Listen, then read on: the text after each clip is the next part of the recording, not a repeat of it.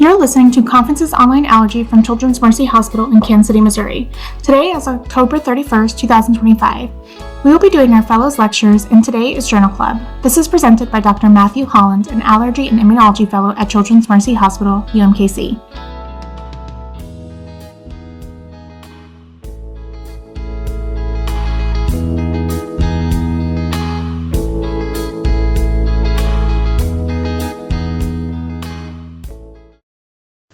Then let's get rolling. Also, I apologize in advance. My neighbors are having a tree removed this morning, so it intermittently has been kind of noisy. It looks like they're taking a little bit of a break right now, so hopefully that'll hold up. All right. So when I was kind of looking through Journal Club articles, one of the things I had been thinking about kind of the past couple weeks is that, after Dr. Dykowitz gave a great lecture to us at the beginning of the year in our COLA series on some of the updated guidelines for the management of allergic rhinitis. And, one of the things that was interesting to me in that article is that first line is intranasal steroids and not necessarily with an oral antihistamine. And that there also wasn't necessarily benefit in adults with the intranasal steroid plus intranasal antihistamine, which was just interesting for me. And so those 2024 guidelines that he was talking, or the update in the 2024 guidelines, don't necessarily, they explicitly don't have an algorithm for pediatrics, just because the data wasn't quite as robust, and so they left that out intentionally while kind of saying that more research was indicated. But in practice, I think sometimes we do, one of the first things we offer is Flonase plus an oral antihistamine. But one of the things that I think we all find is that kids don't necessarily like nose sprays. That's kind of been a common refrain that I've seen just here in my short few months here in fellowship, is that we tried Flonase with our 7-year-old or 8-year-old, but they hate how it feels. They won't do it, and it just isn't worth the fight for some of these families. So I was interested when I was looking through the Jackie website, looking for a journal for this presentation, and I came across this meta-analysis. The title was Intranasal Treatments for Allergic Rhinitis in Preschool and School-Aged Children. This came out in July of this year. The lead author and the majority of these people are from University of Portugal in Lisbon, but a lot of the names on here were also involved in the ARIA guidelines as well. So you'll see a lot of crossover there.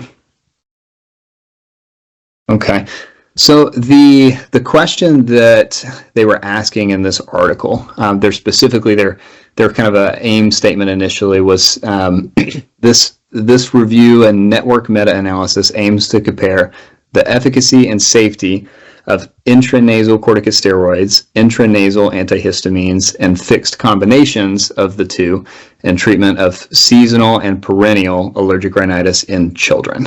Okay, and that their hope was that this systematic review will help inform the ARIA guidelines in the future. So the population they're looking at specifically is kids. The interventions that they were looking at was intranasal corticosteroids, intranasal antihistamines, or a combination of the two. And then for a comparison, they're really just comparing the outcomes of these medicines to each other versus placebo. And their outcome measures, they had a couple different things that they were looking at. They largely relied on the total nasal symptom score. They also looked at the total ocular symptom score. They, for a couple of the studies, looked at the rhinoconjunctivitis quality of life questionnaire. But they also wanted to kind of evaluate the safety profiles of some of these medications in kids. So they looked at the adverse effects of some of these medication classes. And they also, when they were reporting out the data, they did separate it when they were able to into populations with perennial allergic rhinitis versus those with seasonal allergic rhinitis. And there were some differences in the two. Okay, so some background. The background is essentially what Dr. Dykowitz talked about in his COLA presentation to us at the beginning of the year, but kind of what I alluded to at the beginning. But for adults in particular, and even down to children greater than 12 years, the suggestion was that we consider intranasal corticosteroids and then the addition of intranasal antihistamines for initial treatment in patients with moderate to severe seasonal allergic rhinitis. So what they're trying to add to this in particular is, how well does this work in kids? Okay, so their study design, they did a network meta-analysis. I actually wasn't familiar with the term network meta-analysis, so I had to look that up. So here's just, you guys probably are, but the way it differs from a traditional meta-analysis, a traditional meta-analysis just is generally comparing two treatments directly, whereas a network meta-analysis takes evidence from different randomized controlled trials that are looking at pairs of treatments, but makes inferences about drugs that weren't necessarily compared head-to-head, or outcomes that weren't necessarily compared head-to-head in the individual trials. So, for example, they're taking two. Yes, that's exactly what I meant. They're taking two studies that weren't compared head-to-head, but making inferences about the outcomes. So this does introduce a risk of bias because if they're going to take inferences from the outcomes of these results that weren't necessarily compared head to head, it's incredibly important that the studies were looking at the same things. So the study populations and the methods used have to be the same, or you've got a risk of bias there. Okay, so there's a lot of text on this slide, and you can ignore most of it, but their eligibility criteria. So they only included randomized controlled trials, okay, that were looking at intranasal drugs administered to patients aged less than 18 years for the treatment of seasonal allergic rhinitis or perennial allergic rhinitis, okay.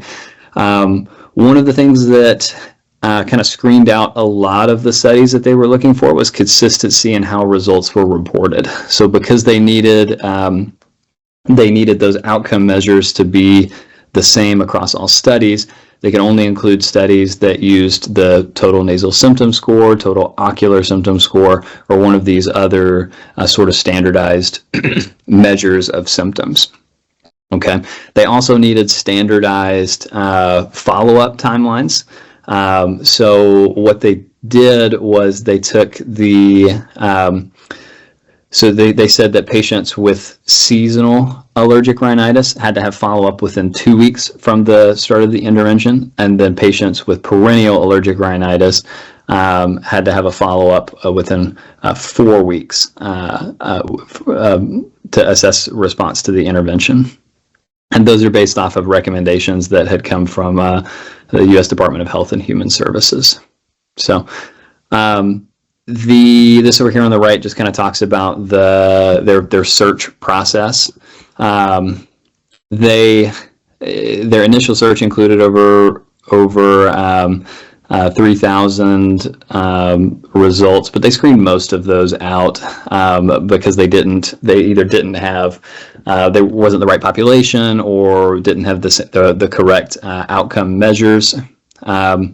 And then here in the last section, at the bottom of the screening category, it talks about why the reports were excluded. So some were excluded because they were not a parallel randomized controlled trial, wasn't pediatric patients, didn't include the intranasal drugs, or the follow-up wasn't correct.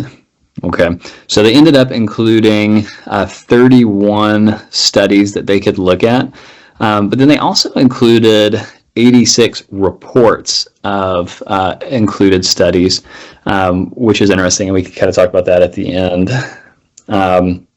So their analysis of the trials. So they did a network meta-analysis of the mean differences in baseline values of the outcomes, like the total nasal symptom score at the 2-week and 4-week follow-up. And then when they were looking at the safety profiles, they did a network meta-analysis of the risk ratios for that adverse events. I did just want to note they did try to control for bias and heterogeneity by using this I-squared tool. Now, I am not a statistician. I don't want to pretend to be, but this is essentially a tool that, if used correctly, can essentially measure the degree of heterogeneity in a study. So they're looking. So it's a measure of how similar are the processes and methods in these studies, and it seems like a reasonable way to ensure some validity to the comparison between the different trials. Okay, all right, and so here are their results. I hate this table, but it actually works pretty well.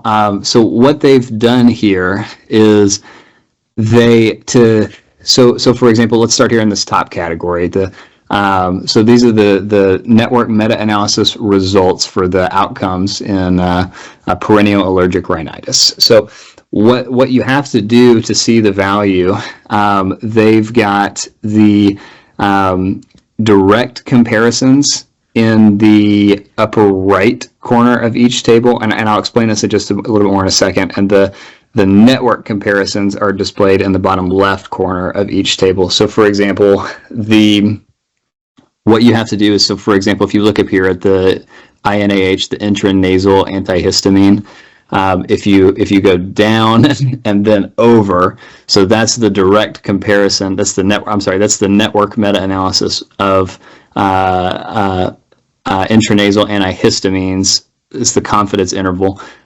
compared to the intranasal in a combination with the intranasal corticosteroids. No, I'm sorry, compared to the intranasal corticosteroids.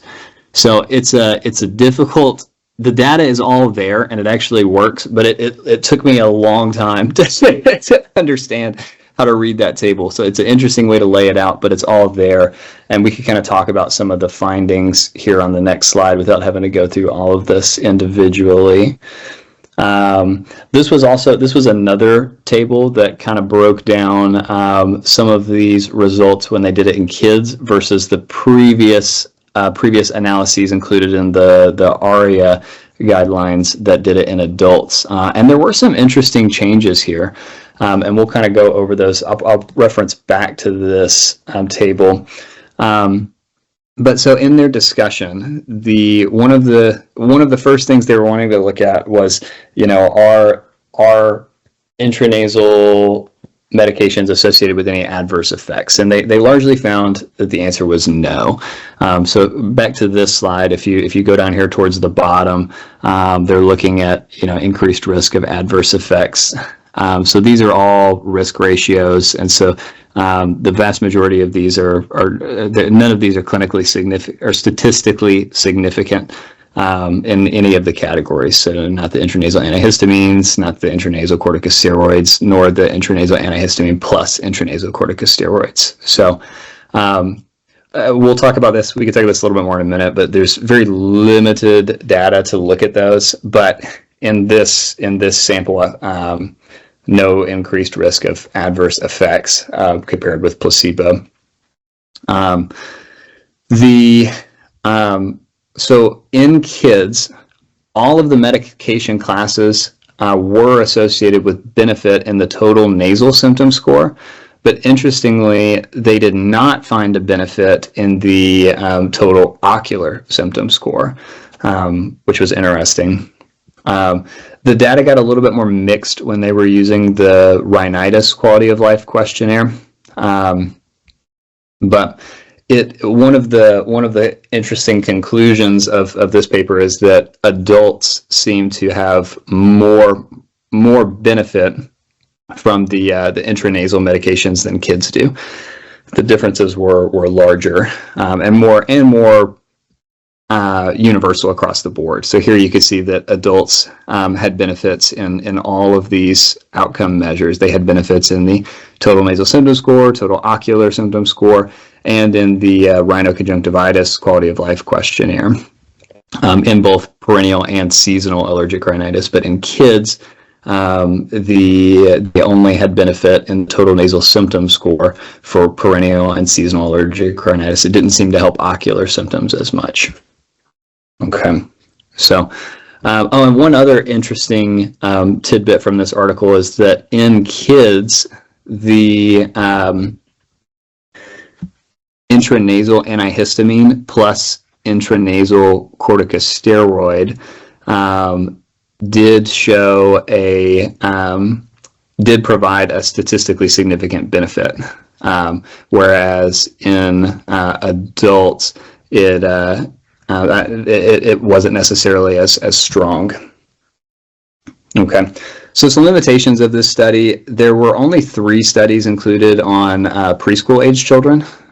So it's tough to make generalizations about this to kids that young. One of the questions that wasn't explicitly answered is, who is filling out these questionnaires? Is it a 13-year-old kid? Is it a 10-year-old kid? Or is it one of their parents? Which introduces just a risk of bias. And then also the network meta-analysis, it is just to the medication classes rather than specific medications. We assume there's not a whole lot of variability between those, but certainly it's a possibility. Okay, and that is all I have. Thank you very much. Any questions, comments, concerns, any tables you'd like to look at again?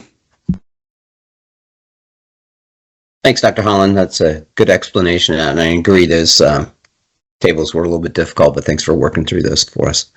So we'll open it to the group for discussion.